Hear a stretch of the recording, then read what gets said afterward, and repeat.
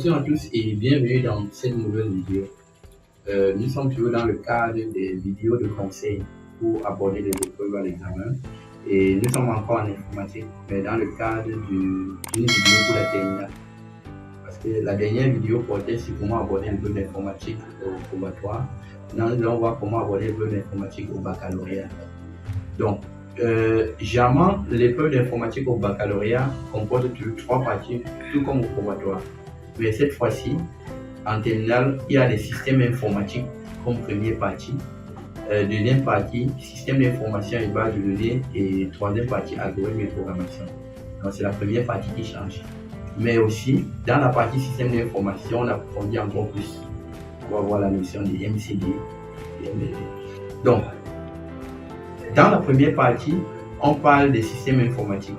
Donc, on parle aussi des réseaux.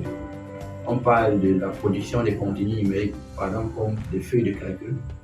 Et généralement, c'est la partie la plus facile à aborder lors d'une composition. Parce qu'il y a beaucoup de questions de cours dans cette partie-là.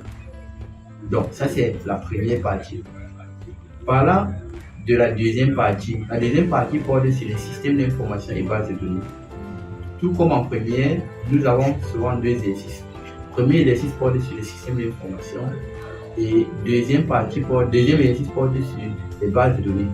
Mais cette fois-ci, dans la partie système d'information, on parle de la conception des systèmes d'information. Donc on parle des méthodes comme la méthode MERIS qui permettent de concevoir un système d'information. Et avec la notion de MCD, MLD. Donc, ça veut dire qu'ici, on parle d'un problème, par exemple la description d'un système, et on aboutit au MCD du système et au MLD. Donc, généralement, c'est ça le premier exercice des systèmes d'information. Deuxième exercice porte sur les bases de données. Là, on voit essentiellement les requêtes SQL. Et dans le cours, je pense que vos différents enseignants ont abordé la notion de requête. Et en troisième partie de l'épreuve, on parle de l'algorithme et de la programmation. Cette fois-ci, il n'y a plus de programmation web. Il y a essentiellement l'algorithme et il y a la programmation en C.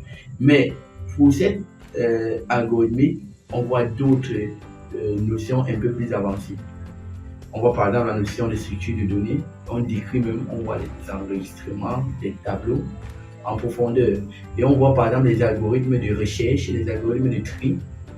Et sur la partie programmation, on voit l'implémentation de tout ce qu'on a fait en algorithmique, en langage C, avec beaucoup de pratique.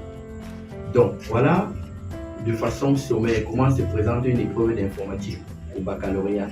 C'est baccalauréat scientifique.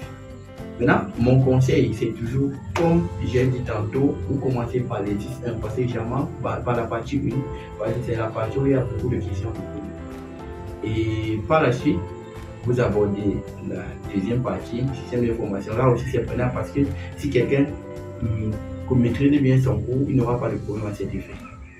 Et finir toujours par la partie programmation parce que, avec mon expérience d'enseignant, tous les élèves pleurent cette partie. Alors que pour moi, c'est la partie la plus facile parce que là-bas, il suffit du seigneur raisonnement et tout est joué.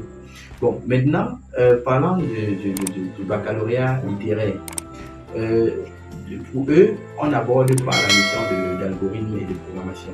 Là, il n'y a pas ça. Il y a plutôt l'humanité numérique, il y a les systèmes informatiques et il y a la partie système d'information. Donc, ça veut dire qu'en ACAD, on aborde par la notion d'algorithme et de programmation.